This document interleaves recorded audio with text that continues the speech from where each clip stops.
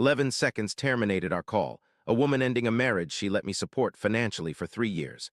Outside the Langham Hotel on East Illinois Street, downtown Chicago, I stand, wearing a $4,200 suit that was pressed this morning. The valets are gone, lights off above the private entrance, brass doors locked, and a private event concluded sign in the window. It's 8:42 p.m., the invitation specified 8 o'clock. I called Vivian. She answered on the second ring with voices, laughter, music sounds of a lively party elsewhere, not here. Lawson, my name from her mouth, lifeless and abrupt. Not, "Hey, baby, where are you?" or, "Oh my God, are you okay?" But just my name, as if I were a vendor discussing an invoice. "Vive, I'm at the Langham. The doors are locked. Where is everyone?" A pause, not a surprised one. The brief moment of hesitation in their speech. The gathering transitioned. We eventually arrived at Sepia. It felt more cozy. Sepia, located on West Randolph Street, a venue I wasn't informed about beforehand. Why hadn't anyone informed me? Another prolonged silence followed. This time it was longer. And then she uttered words that will forever echo in my ears. "The party concluded 2 hours ago, Lawson. I suppose I didn't want you there." The connection terminated. I stood on East Illinois Street in the chilly November air blowing off Lake Michigan, clutching my phone as if it was a man who'd just been told his house had burned down while he was at work. Except it wasn't my house. It was everything: 3 years of tuition payments, bar exam preparation courses, study leaves I financed while she wasn't employed. A life I had carefully constructed around a woman who seemed to have been building something completely different all along. I didn't collapse on that sidewalk. I didn't call back either. I didn't perform any actions expected of a man in that situation. Instead, I opened Instagram, an impulse. There it was, posted 47 minutes ago.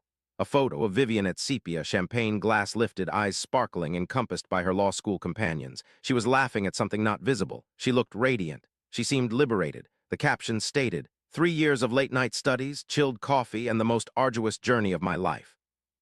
I couldn't have done it without those who truly believed in me. Special thanks to Garrett for supporting the education that made this possible. This one's for us. Garrett with a heart emoji. My name is Lawson Merritt. I am 44 years old. I manage a private equity firm from the 43rd floor of 155 North Wacker Drive in Chicago. Over the past 2 decades, I've transformed underestimated companies into significant entities. I've faced off against men who would devour you without hesitation, and I've never flinched first. On East Illinois Street, seeing that caption, recognizing the name of the man I had presented to my wife 18 months prior, the man who owned a 90% share in my company, the man I had been guiding since he was a 29-year-old with a business proposal and aspirations, I experienced a feeling I hadn't known since childhood, caught off guard. Then, gradually, something else took hold, something chillingly calm, quiet, and calculated. The same feeling that arises when a deal veers off course, forcing me to decide whether to withdraw or destroy everything. I pocketed my phone. I returned to my car. I instructed the driver to take me home. And I initiated calls. Before I share what happened next, let me recount our journey. Because Vivian Ashworth becoming Vivian Merritt is a tale that, in retrospect, reveals everything you overlooked. I encountered Vivian at a fundraiser for the Chicago Bar Association Foundation 7 years ago. She was 29. 37 years old, she worked as a paralegal at a mid-sized law firm on LaSalle Street, and her determined ambition resonated with me since I had identified similar drive in others during my career. Her goal was to become a lawyer, specifically a corporate litigator, not just any lawyer, but one who would have the same all-consuming passion as I had for my first fund. We dated for a year, and I found myself falling as deeply as I had since my successful exit. She was intelligent, driven, and her ability to dissect complex arguments during dinner conversations made me feel like I was observing someone in their element. We wed at the Wrigley Building, with 200 guests present, including her parents who flew in from Knoxville, Tennessee. My business partners delivered heartfelt speeches. It was a lavish wedding, suitable for magazine spreads if one knew the right people. Later, she was accepted into Northwestern Pritzker School of Law, and I felt more pride than she did herself. I promptly informed her, "Don't fret over finances or tuition fees. I've got it covered, focus on law school. I'll manage everything else." And I did. First-year tuition amounted to $64,000, the second year was $67,000, and the third year was $68,000. bar exam preparation courses, study materials, a better apartment on North State Street for her study space, a trip to New York for a clerkship interview, a new laptop when hers malfunctioned 3 weeks before finals. All were taken care of by me. I didn't maintain a budget. I maintained our marriage, or so I believed. What I was unaware of, what I couldn't have known, was that around the middle of her second year, she had been spending considerable time with a man named Garrett Tolliver. Garrett Tolliver was the founder of a fintech startup called Prohibited, based in the West Loop.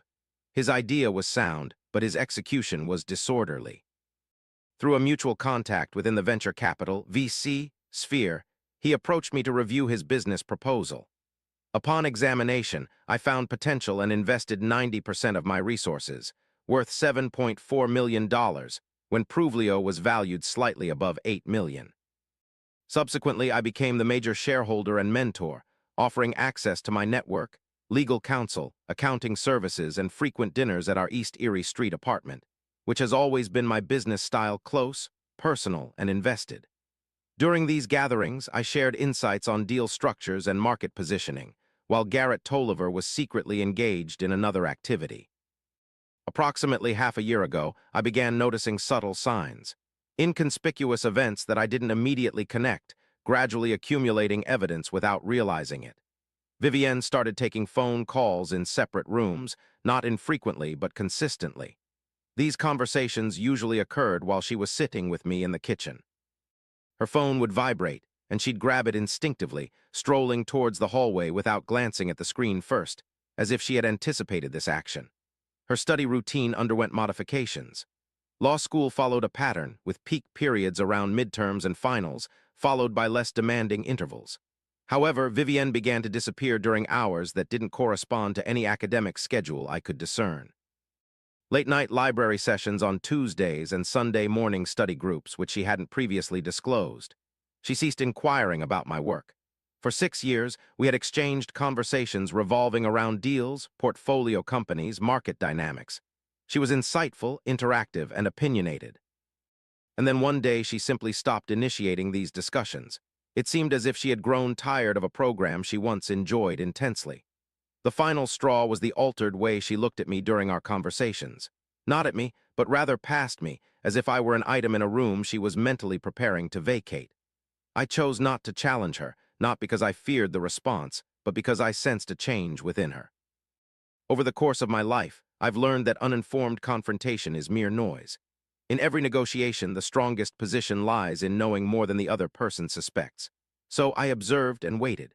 Vivienne organized her graduation party, assuming I would attend, deliver a toast, and play the supportive spouse who facilitated the entire event, an event I had financed.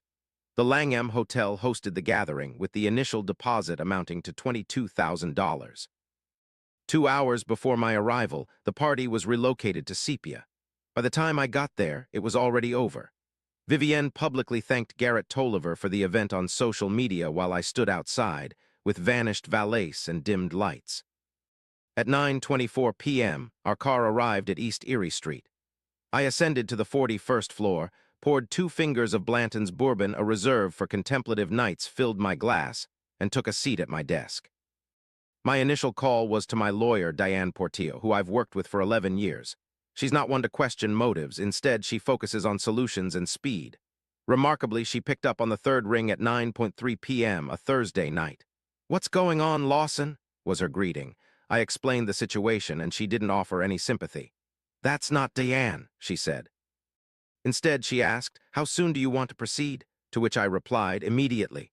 She began the process for a legal separation filing, ensuring it was ready before my arrival home. "Is there anything else?" she inquired. "Prove Leo," I responded, followed by another pause. "You want to untangle the shares. I wanted to sell them all 90%. Whatever steps are necessary to expedite the process." A longer silence ensued. "Lawson, Prove Leo is currently valued at $157 million. I understand its worth, as does Diane. That's why you're selling it tonight," she said, knowing her words carried a significant implication. 18 months ago, I purchased an asset for $7.4 million. After a Series B round, and a partnership with a prominent financial institution valued at approximately $174 million, my 90% ownership equals around $156.6 million.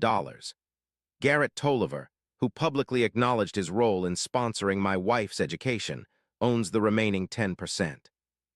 This means that upon selling my stake, Garrett Tolliver loses his majority partnership, operational support, banking ties, and the reputation boost from having a significant capital investor. I'm not liquidating Pruvlio as it's unnecessary. The business is sound. However, I am dismantling the platform that has supported Garrett, leveraging my wife, our marriage, and seemingly my finances to construct his personal life. Find a buyer, I instructed Diane.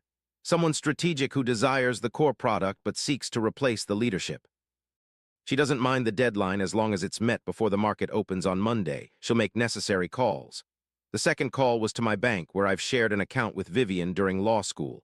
Her expenses, including tuition and living costs, were covered from there. I decided not to deplete it or act in a petty manner. Instead, I intended to sever the joint account cleanly and promptly. The third call was unexpected. I contacted my father. At 71 years old, Nathan Merritt had a career as a machinist in a Rockford, Illinois factory before retiring at 67, living comfortably in a house he paid off in 2008. He taught me chess when I was 8 and instilled the wisdom that the most crucial move in any game is the one made after losing a piece, because it determines the ultimate outcome. I informed him about the incident. He remained silent for a while before questioning, was she aware of the consequences of her actions? To which I replied affirmatively. He then stated, she made a decision, now it's your turn to do the same. I asked him what his preferred approach should be in this situation. Quiet, I suggested. Clean and conclusive, I added. He agreed, saying, that sounds right. Keep it low-key, avoid drama. Simply close the door and let the quiet speak for itself. After hanging up, I finished my bourbon. At 11:15 p.m., I transferred my personal files from our shared home office to a secure server only accessible by me. I collected items such as my father's watch, grandfather's cufflinks, and a first edition of Graham's The Intelligent Investor that had been in my home office for 6 years. Carefully packed, I waited in the darkness until 12:32 a.m. when Vivienne arrived. I heard her key turning in the lock, her bag dropping on the entryway bench. Every time she returned home, she'd abandon everything instantly, a habit stemming from law school. The sound of her heels echoed on the hardwood floor. She paused in the doorway of the study and said, "You're awake." I responded, "I am." She was still in her graduation gown, a dark navy color. She had worn it for a picture I hadn't been present for. Her makeup was relaxed from the evening, suggesting she had consumed enough alcohol to feel at ease. "We need to discuss some things," she said, remaining in the doorway. "Yes, we do," I concurred. She entered and sat down in the chair opposite me, where we'd had numerous meaningful conversations, where she guided me through the structure of her second-year moot court argument, where I shared news about my first fund exit, and she celebrated as if it were her own victory. That version of her seemed incredibly distant now. She acknowledged seeing the post, to which I confirmed my observation. "Garrett and I," she hesitated, then continued, "we resumed our relationship roughly 7 months ago. This wasn't part of any plan." A pause ensued before she spoke again. "I should have told you earlier, but I didn't know how to approach the subject. By the time I knew what I truly desired, it seemed too late to alter the course." There was a silence that hung between us. "I want a divorce, Lawson," she declared frankly. "I feel I've been unhappy for longer than I've admitted, even to myself. I understand this isn't the ideal way to inform you. I am aware of that." I remained silent, awaiting her next words. "Yet I am aware that if I had shared this with you half a year ago, you would have attempted to rectify the situation, but I doubt it can be mended. This is what I observed as I gazed at Vivian Ashworth Merritt, aged 36, a Northwestern Law School graduate, whom I wholeheartedly supported for 3 years because of my faith in her, just as I trusted the most promising businesses I've ever invested in. You didn't include me in your graduation celebration," I remarked. She seemed to flinch. A flicker of what could have been embarrassment crossed her face, swiftly replaced by something more resolute. "No," she replied. "I did not. It felt disingenuous to allow you to revel in a triumph that you were destined to learn about soon enough. I covered the costs of the party, Vivian, I'm aware. I financed 3 years of tuition, your bar exam preparation, the apartment, and more, yet you thanked Garrett on Instagram." She fell silent. "Could you clarify exactly what Garrett contributed?" I inquired, maintaining a steady tone. "Exactly what did he compensate for?" A moment of silence. "He provided study resources during my 3rd year and offered emotional support. That was the gist. You referred to him as your benefactor. I was emotional. The title was, I wasn't being exact. I nodded solemnly. Understood. This word frightened her more than any other words I could have used. I saw it in her eyes, the slight widening, the adjustment. She had anticipated anger, tears, or appeals. She hadn't foreseen understood. What does that imply? She questioned. It means I comprehend, I replied. You desire a divorce, you've been dissatisfied, you've made a decision. I rose from my seat. I've already contacted Diane. You'll hear from her tomorrow. Vivian also stood, her expression carrying a hint of panic. Is that it? Lawson, we've been married for 4 years. Are you not going to? What would you like me to do, Vivian? I inquired. Attempt to salvage a marriage you've already decided is finished. Create a scene. She looked at me surprised. You seem unusually composed. I am composed. But you just learned this tonight, aren't you? Upset, I smoothed my jacket. My career has been built on making tough decisions in critical moments without letting emotions dictate judgment, something you are well aware of. I headed towards the study door. I'll stay at the Waldorf tonight. Diane will contact you about the next moves. Try to sleep, Vivian. Your graduation is genuine, regardless of everything else. And I departed. It was 6:14 a.m. when Diane called from my suite at the Waldorf Astoria on East Walton Place. We have a buyer, she said. Nexum Financial Group has been interested in Pruvlio's compliance tech stack for 2 quarters. They will acquire it all at its current valuation. The term sheet is ready. Send it. Lawson. This deal amounts to $156.6 million. It's a solid figure. Are you positive? I am. Upon completing this action, Tolliver will part ways with his business partner, lose his company control, and be left with a minor share. Within 2 months, Nexum will appoint their own CEO. Essentially, he's out. I knew this would happen. He'll also forfeit his banking ties and the preliminary Series C talks. His plans relied on your connections, Lawson. Without your support, he may find a way to navigate it or not. That's no longer my concern. My phone started ringing at 8:47 a.m., calls I ignored due to their voicemails. Panicked messages followed, starting at 9:03 a.m. from an unknown number, Garrett Tolliver. I chose not to answer. By 9:45 a.m., there were 154 unanswered calls from both parties combined on my phone.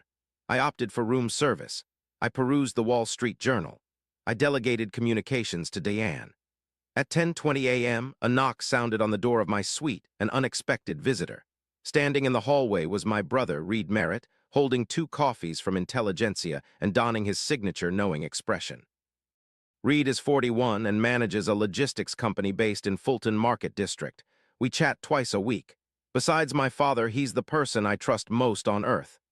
Dad contacted me, he stated upon entering without an invitation, which is typical of Reed.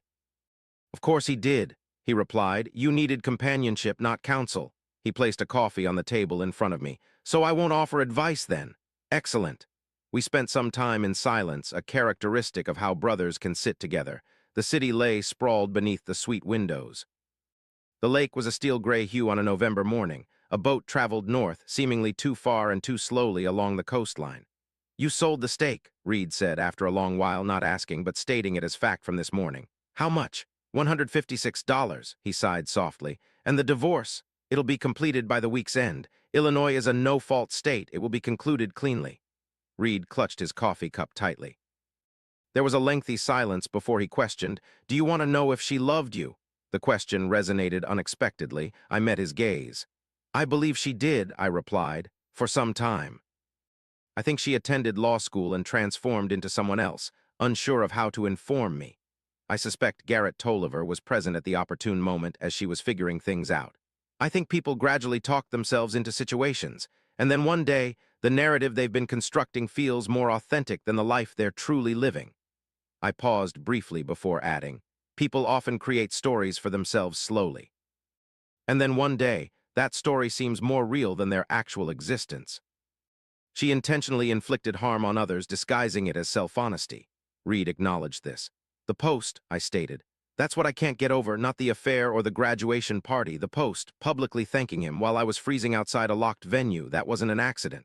No, Reed concurred. It wasn't. She wanted you to witness it. People act that way when they've already made up their mind but want the other person to take action.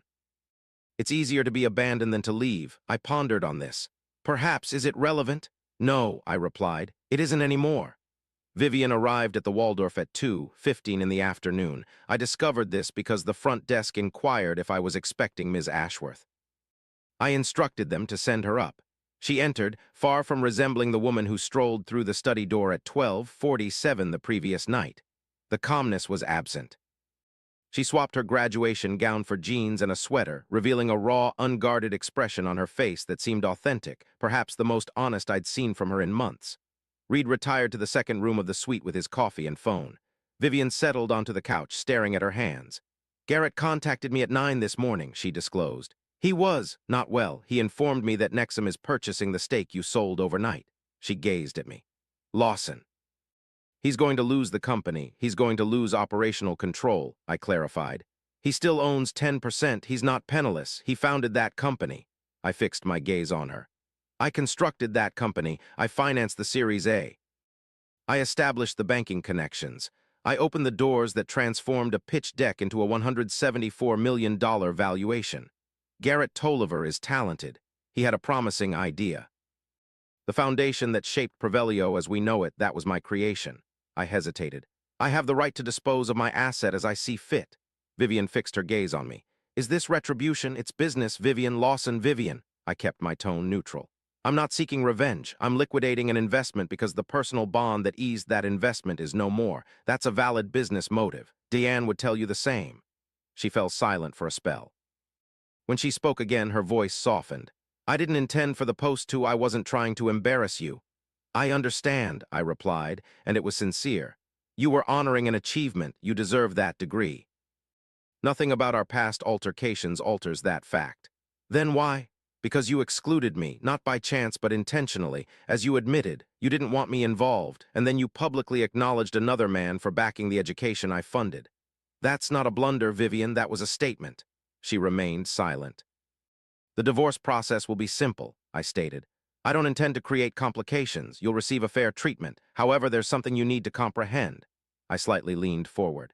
For 3 years, I laid the groundwork for your success. I did it because I had faith in you, not seeking recognition or appreciation on social media. It was simply what one does when they believe in someone. I paused. I sincerely hope you construct something authentic with your degree.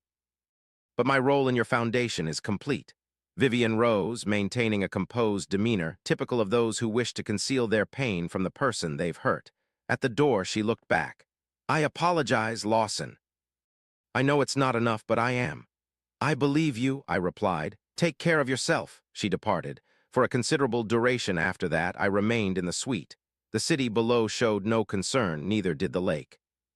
155 North Wacker Drive's 43rd floor anticipates Monday morning as the time when this narrative transforms into trivial anecdotes in a life that continues to unfold.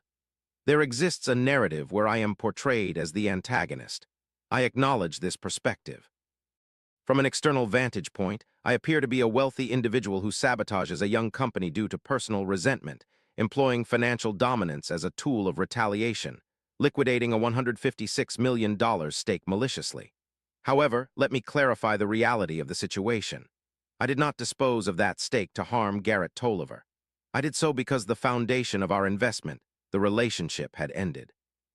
Persisting as the majority partner in a firm helmed by an individual who was secretly involved with my wife, while we shared boardroom tables discussing quarterly projections, was something I was unwilling to tolerate, regardless of the worth. In the past week, I have been labeled as cold, strategic, and emotionless. I wish to clarify something. The moment I stood outside the Langham with the lights out and valets absent, reading that Instagram caption in the dark, I experienced every emotion intensely, all at once. An unfathomable loss, not confined to a specific shape but pervasive, present in everything, the forgotten coffee cup in the cabinet for 4 years, the spare key hanging by the door, and the old moot court notes tucked away in the second drawer of my home office desk. I felt it all, yet I did not act upon it. Because over 20 years, I've learned that the most significant choices a person makes are those made during moments when one is most tempted to react impulsively. Reacting shouting into a phone at 8:47 p.m., attending an unwanted party, creating a scene in a hotel lobby wouldn't alter anything. Instead, it would only make the conclusion more unsightly than necessary. My father in chess taught me that. For 20 years in private equity, I learned that closing positions neatly is key. Know your worth, depart from what doesn't function well, and let time take its course. 6 weeks later, I found myself in a two-bedroom apartment on North Dearborn Street, a property I'd owned a share of since 2019, appreciating its exterior charm. The 19th floor offered views of the lake to the east. Minimalist yet functional, it was mine. My phone rang at 7:30 a.m., an unfamiliar number from an unrecognized area code. I answered, curiosity piqued. A deliberate, cautious voice greeted me. "Is this about the Provelio acquisition?" "It is," I confirmed. The speaker identified himself as Frank Delacroix, managing partner at Delacroix Capital in Boston. They've been monitoring the Provelio acquisition and found the technology promising. However, the founder's situation was complex, to put it mildly. I acknowledged my involvement in their growth trajectory. Delacroix mentioned planning a new fund, focusing on compliance and regulatory technology. He anticipated the sector becoming highly competitive with the right participants. He extended an invitation for discussion. Glancing outside, he saw Lake Michigan, calm and gray-blue in early morning light, overwhelmingly vast. It made the city appear tiny, reducing human issues to trivialities. He offered some time next week. 2 months later, Merit Delacroix Capital introduced its inaugural fund with initial pledges of $48 million, investing in 3 companies within the first quarter. The tasks and challenges remained unchanged, yet he felt a change. Now he slept peacefully through the night, something he hadn't done for a longer time than he had acknowledged to himself.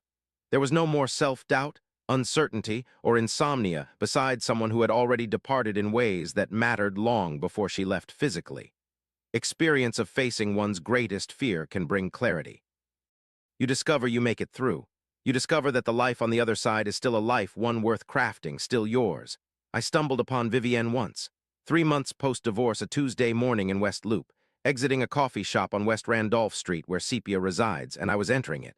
We both paused momentarily, recognizing each other unexpectedly. She seemed well polished, the kind of polish that comes from effort and determination. "Lawson," she greeted. "Vivienne." A brief silence, not an awkward one, just a pause. "How are you?" she inquired. I replied, "Good, truly good." "And you?" Making progress was her response, an honest admission. I admired it. Inquiring about the firm's success, she asked about the new fund and its positive trajectory. She nodded in approval. She shared that she had passed the bar, and there was a note of pride in her voice, as if she was granting me something to be proud of too. 44-year-old Lawson Merritt, running a private equity firm in Chicago, Illinois, built his life through self-reliance and resilience. 6 months ago, standing before a locked hotel on East Illinois Street, he read an Instagram caption that divided his life into 2 phases, pre-knowledge and post-knowledge. He didn't shatter, he didn't wail, he didn't transform sorrow into drama. Instead, he closed the deal, abandoned the unworkable. Reminded that she had desired this for her, I acknowledged, sincerely congratulating her. She looked at me, then said, "You always meant it when you said you believed in me." I now understand that truth. I couldn't respond to that statement. Some things lack answers that can be squeezed into a doorframe on a Tuesday morning. "Take care of yourself," I advised. "You too," she echoed. We parted ways. The woman I was referring to is her. My name is Lawson Merritt. Remain silent and resume work, for that's the course of action. Not due to lack of emotion, but because I understood that my most effective response wasn't reaction, but decision. The art of being abandoned, truly abandoned like Vivienne did, leaves a lasting impact. It's a cold, calculated departure that screams, "I made this choice and I chose him, and you'll find out later." This kind of departure forces introspection, making one contemplate what is left when the other takes their version of you with them. In the hotel suite, my new apartment overlooking the lake, and later in a Boston conference room while creating something anew, I discovered that what was left was substantial. It belonged to me, it had always been mine. She simply didn't take it with her when she departed. Ultimately, this is all that truly matters. Donovan never erupted nor pleaded. He never caused a stir. Instead, he dealt with it in silence. His primary concern was always preserving his son's dignity throughout the ordeal. It seems many people overlook the strength in doing nothing when someone wrongs you, at least not immediately. Timing is crucial. By shielding Eli from ugliness, he protected his last chapter in its truest, most underestimated form. Share your thoughts below. Was this approach right? Or would you have acted differently? If this resonates with you, subscribe. We tell authentic stories here, and we're only just beginning.